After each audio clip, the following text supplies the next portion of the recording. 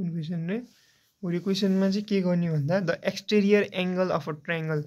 पेनले कोर्दिम exterior angle of a triangle भनेको यो हो के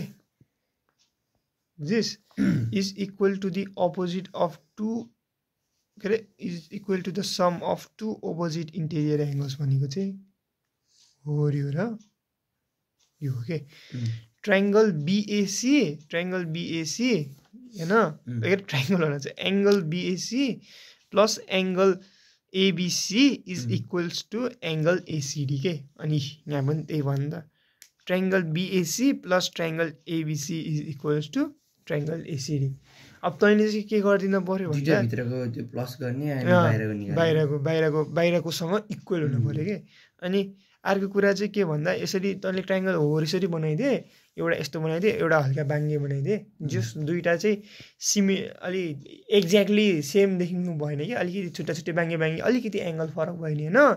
अब जस्तै यो केसमा के भयो एंगल यो के हो एक्सटेरियर